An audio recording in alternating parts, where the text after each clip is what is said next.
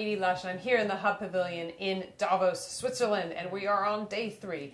I've got Mikael Hagstro. Thanks very much for coming in. Thank you for having me. The president of EMEA and Asia Pacific for SAS. Now tell me how the theme of resilient dynamism, what it means to you. Well, first it means a great deal of positivism. We are now talking about this is the new normal. Let's not wait for the good times to come back. How do we deal with it?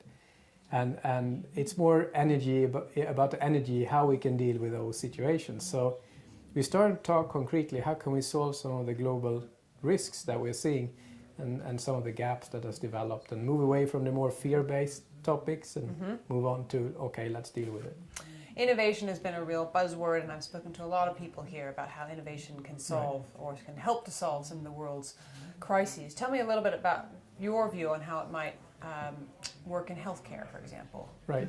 Well, the fact that we're entering the digital economy with data growing in unproportioned volumes means that we have new innovative tools at hand in the digital economy. If you look at healthcare, specifically the cost in healthcare, about 30% is around misdiagnosis or quality issues in the treatment, really. And a recent study in Karolinska in Stockholm revealed that we could actually reduce not just the cost by 30%, but in a city the size of Stockholm, it would mean 2 lives a day and 100 injuries a day that you could eliminate, basically by knowing more about the patient, basically by collecting more data about the patient and using that proactively in the treatment. And these are very practical examples that are coming to life now, and with an aging population that isn't properly taken care of, I think that is one of the very fundamental risk factors of the future that also fuels the budget deficit of governments. What about some of the other risk factors? What about youth unemployment, for example? Well, for me, that's a very important one. I'm very focused on skills education. I believe the future and the competitiveness of Europe or any part of the world really is around skills in the future. And the youth unemployment is one of the most dangerous risks we have. Not only do we need them to come on board to have meaning and passion and be part of the society, which has societal values, but we also need them to innovate and drive the next generation of solutions in the digital economy. And I think it's absolutely critical that that is being addressed with utmost priority, the youth unemployment. So we have initiatives going on a few places on that very topic. What are the initiatives? What are you doing?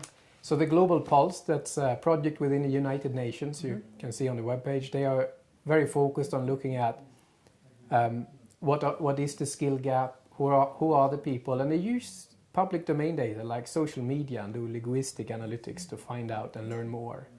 And then the governments, like the Irish government, has proactively gone out and started to use this to address the youth unemployment.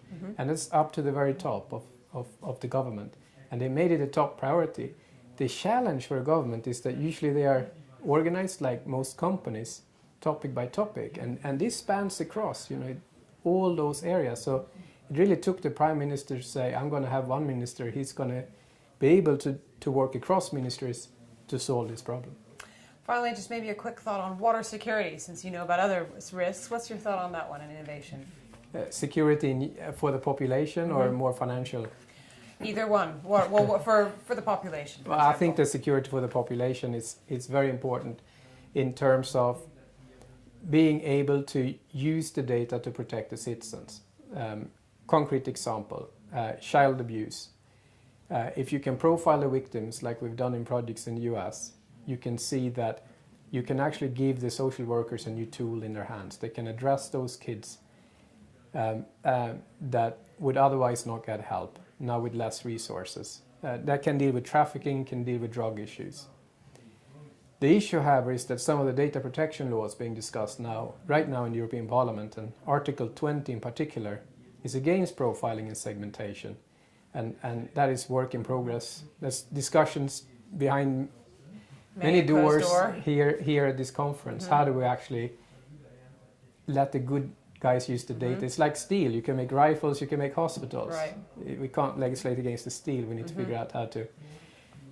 But on bank robbery today is usually referred to as fraud. And that's because we don't collect enough data from someone that breaks in digitally to prosecute. So it's a new type of bank robbery where you actually don't get, it's very uncommon that you actually get sentenced.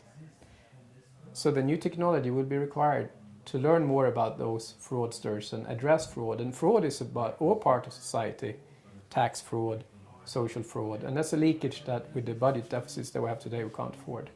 Michael, thank you so much for stopping into Thank the you. Hub Culture Pavilion here My in pleasure. Davos, and I'm Edie Lush.